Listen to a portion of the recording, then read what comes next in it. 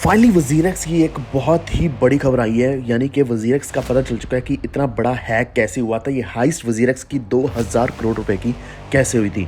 सब कुछ सामने आ चुका है, लेकिन अभी तक जो वज़ीर-एक्स का ऑफिशियल अकाउंट है या फिर निश्चल शेट्टी जी हैं, उनके द्वारा कोई भी अपडेट नहीं आई है। यानी कि उन्होंने इस चीज़ को कंफर्म नहीं किया है, लेकिन पुलिस के द्वारा, दिल्ली पुलिस के द्वारा यहाँ पे कंफर्मेशन आ चुकी है कि बंगला का एक बंदा था जिसने ये सब कुछ किया है। तो इसके पीछे क्या-क्या हुआ है, किस तरीके से इन्होंने हैक किया है, ये सब कुछ हम जानने की इस वीडियो में कोशिश करेंगे। तो वीडियो को पूरा देखते रहना। वॉच पर पहली बार आए तो प्लीज़ सब्सक्राइब करके बेल आइकन दबा लीजिए और इसी के साथ हमारा टेलीग्राम ज्वाइन कर लो, जहाँ पे मैं हर एक अपडेट सबसे पहले डालता हूँ। यानी कि जैसे कि ये वज़ीर-एक्स की अपडेट आई थी जो ये भी मैंने सबसे पहले डाली है कि किस तरीके से हैक किया गया था। तो वॉच ऑफिशियल सर्च कर लो या फिर लिंक डिस्क्रिप्शन में मिल जाएगा, जहाँ पे आपको हमेशा सारी अपडेट्स पहले ही मिलने वाली हैं। तो जुलाई महीने से ये हैक हुआ, अभी तक हमें बिल्कुल भी पता नहीं चल रहा था। मैं लगभग डेली रेगुलर बेसिस पर अपडेट डालता हूँ क्रिप्टो करेंसीज़ की और वज़ीर-एक्स की खासकर, ताकि आपके साथ वज़ीर-एक्स को लेकर जो भी सवाल जवाब हो वो हम करते रहें और हर किसी को क्लैरिटी मिलती रहे कि एक्चुअल में वज़ीर-एक्स का पैसा कब वापस मिलने वाला है, हमारा जो INR होल्ड में है, क्रिप्टो होल्ड में है, वो कब मिलेगा। तो आज फाइनली ऐसी अपडेट आई है, वो ये है कि जो वेस्ट बंगाल का कोई बंदा था जिसका नाम था आलम के नाम से, SK मसूद आलम, वो रेजिडेंस है वेस्ट बंगाल का। उन्होंने फेक अकाउंट क्रिएट किया था इस साइबर अटैक को करने के लिए।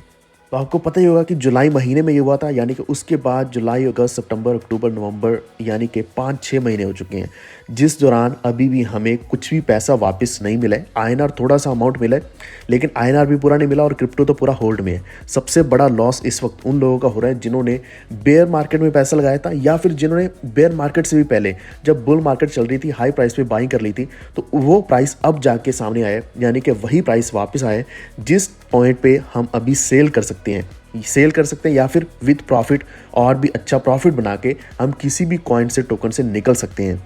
लेकिन इस वक्त हमारे हाथ में नहीं है। अगर हमारा पैसा वज़ीर-एक्स के ऊपर पड़ा है, क्रिप्टो करेंसीज वहाँ पे पड़ी है, तो वो हम ट्रेड नहीं कर सकते, विड्रॉ नहीं कर सकते, कुछ भी नहीं कर सकते। INR ना डिपॉजिट ना विड्रॉ, कुछ भी नहीं कर सकते। तो ये सबका कारण एक ही बना है कि वज़ीर-एक्स का हैक होना। तो एक्चुअल में हुआ क्या था कि एक वज़ीर-एक्स का अकाउंट बनाया गया था, वज़ीर-एक्स इंडिया के नाम से, फेक नाम से अकाउंट बनाया गया टेलीग्राम के ऊपर, और ये किसी को बेच दिया गया। और जिसको ये बेचा गया, उन्होंने क्रिप्टो करेंसी एक्सचेंज वज़ीर-एक्स को ब्रीच किया, जिससे क्या है कि उन्होंने 2000 रुपये का डिजिटल एसेट्स चुरा लिया वज़ीर-एक्स से। तो यहाँ पे जो एक्चुअल में बंदा सामने है, वो बात मैंने आपको बता दिया कि वेस्ट बंगाल से है, लेकिन इसी के साथ साथ जो कस्टोडियन है, लिमिनल कस्टडी, उन्होंने नॉन कॉपरेशन दिखाई है, यानी कि उन्होंने कॉपरेट नहीं किया इस मामले में। अगर वो कॉपरेट करते तो शायद ये और भी आसान हो जाता। अब यहाँ पे पॉसिबिलिटी ये भी बन रही है कि एक तो फेक अकाउंट बनाया गया, उसी के साथ साथ जो लिमिटेड कस्टडी है, उन्होंने भी किसी ना किसी तरीके से उनकी जो मल्टीसिग वॉलेट की है वो रिवील करी है, या फिर उनका इसमें ज़रूर लेना देना हो सकता है। यही कारण है कि उन्होंने कॉपरेशन नहीं दिखाई इस केस में किसी भी तरह की, और उनको भी एक्यूज़ किया जा रहा है, उनको भी एक्यूज़ माना जा रहा है कि उनका इसमें इन्वॉल्वमेंट है किसी न किसी तरीके से। तो एक्चुअल में जो केस चल रहा है वो तो सिंगापुर में चल रहा है, यानी कि वहाँ पे हियरिंग्स हो रही हैं, यहाँ पे कमेटी बनाएगी, बहुत कुछ किया गया। लेकिन पीछे अगर हम देखें तो दिल्ली पुलिस ने ही ये फाइनली काम किया है कि दिल्ली पुलिस का जो स्पेशल सेल है, उन्होंने वेस्ट बंगाल से ईस्ट मिदनापुर डिस्ट्रिक्ट से ये बंदा उठाया आलम के नाम से। तो ये बहुत ही कठिन इन्वेस्टिगेशन थी जो इन्होंने इन्वेस्टिगेशन करी है, और पता लगाया कि ये जो क्रिप्टो की ट्रांजैक्शंस हुई हैं वो कहाँ पे हुई हैं। तो ये जो आलम नाम का बंदा है, इसने वज़ीर-एक्स का फेक अकाउंट बनाया, और बनाया था सोविक मोंडल के नाम से, और सेल कर दिया टेलीग्राम पे किसी और को, M हसन को। M हसन के नाम के बंदे को इन्होंने सेल कर दिया, और उसी M हसन ने क्या किया, यानी कि मोहम्मद हसन होगा, ब्रीच किया क्रिप्टो करेंसी एक्सचेंज को। तो यहाँ पे लिमिनल कस्टडी का कुछ ना कुछ इन्फॉर्मेशन देना ज़रूरी था, लेकिन उन्होंने इन्वॉल्व होना यहाँ पे मना कर दिया, इन्वॉल्व नहीं हो रहे हैं।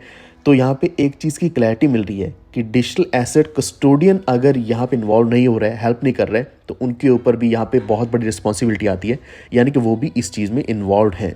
तो ये जो स्पेशल सेल है, यह दिल्ली पुलिस का intelligence fusion and strategic operation IFSO division है, जिन्होंने इसकी छानबीन करी है, वज़ीर-एक्स प्लेटफॉर्म की हैकिंग का पूरा सामने लाया है।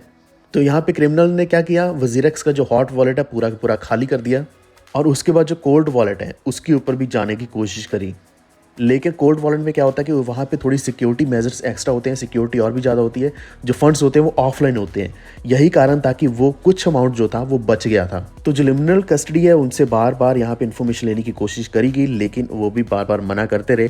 तो सिक्योरिटी प्रोटोकॉल्स और अकाउंटेबिलिटी के ऊपर बहुत बड़ा सवाल उठा कि क्यों वो इन्फॉर्मेशन शेयर नहीं करना चाहते। तो यहाँ पे पूरी पॉसिबिलिटी यही बन रही है कि लिमिनल का रोल है, यानी कि ऐसी कंपनी जिसको हम कस्टडी मानकर बैठे थे कि जिनके पास हमारे फंड्स पड़े हैं और फंड्स वो सेफ हैं, वो ही इस चीज़ में इन्वॉल्व हैं। तो यहाँ पे वजीरेक्स को तो कॉपरेट करना ही पड़ना था, यानी कि उनके जो 3 लैपटॉप्स थे जिनके पास अथॉरिटी थी सिग्नेचर्स की ताकि ट्रांजैक्शंस को अप्रूव किया जाए, तो इन्होंने तो अपनी पूरी डिटेल दे दी, लेकिन जो लिमिनल है उन्होंने डिटेल नहीं दी।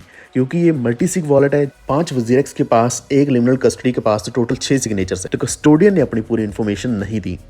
तो सबसे बड़ी बात यहाँ पे जो दिख रही है वो ये है कि वजीरेक्स के सिस्टम में कोई भी अनऑथराइज्ड एक्सेस नहीं दिखी है, यानी कि जितनी भी एक्सेस मिली है ये ऑथराइज्ड एक्सेस ही थी, यानी कि इन्हीं लैपटॉप्स के द्वारा एक्सेस ही थी। लेकिन जो अनऑथराइज्ड है वो अनऑथराइज्ड इस तरीके से कि हो सकता है कि लिमिनल उसमें इन्वॉल्व हो, लिमिनल और जो ये फेक अकाउंट बनाया गया था उनकी इन्वॉल्वमेंट है। यही कारण है कि $230 मिलियन का थेफ्ट हुआ, यानी कि 2000 करोड़ रुपए के डिजिटल एसेट्स को 18 जुलाई को चुराया गया। और अभी ये टोटल 4 महीने होने वाले जब से ये हैक हुआ है, और हम सभी वेट कर रहे हैं कि यहाँ पे एक बुल रन आया और बुल रन में हम अपना प्रॉफिट बुक नहीं तो कम से कम अपना पैसा निकालना चाहते हैं, खासकर वजीरेक्स जैसी एक्सचेंज से।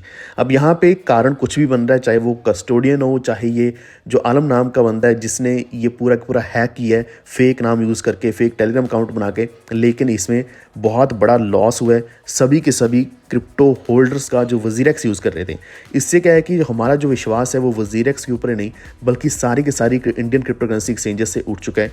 इसी के साथ साथ मैं सेंट्रलाइज एक्सचेंजेस की बात करूंगा, यानी कि चाहे बाहर की एक्सचेंज ही क्यों ना हो, हमारा विश्वास उससे उठ चुका है। सभी यही चाहते हैं कि उनका वॉलेट ऐसा हो कि जिस वॉलेट पे हमारी सिक्योरिटी पूरी हो, हमारे क्रिप्टो फंड्स की इंश्योरेंस हो। जैसे कि हम कोई भी वॉलेट भी यूज़ करते हैं जिसका हम की या फिर सीड सही तरीके से अगर संभाल कर रखते हैं तो उसमें बहुत कम चांसेस रहते हैं कि वो हैक हो।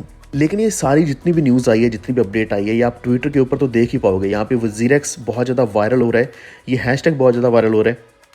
अप्रूव तब हो जाएगा, यानी कि जैसे वजीरेक्स ने या फिर नेशनल शेट्टी जी ने कुछ ना कुछ अपडेट डाल दी। जैसे वो अपडेट डालेंगे तो हमें और भी ज़्यादा श्योरिटी हो जाएगी कि हाँ इसके ऊपर काम हुआ है, यानी कि ये जो एक्चुअल में जिसने थेफ्ट किया था, एक्चुअल में जिसने 2000 करोड़ रुपया चुराया था वो पकड़ा गया है। क्योंकि अगर वो पकड़ा गया तो पूरा का पूरा अमाउंट हमें वापस मिल जाएगा, चाहे वो INR है चाहे वो क्रिप्टो करेंसीज का है।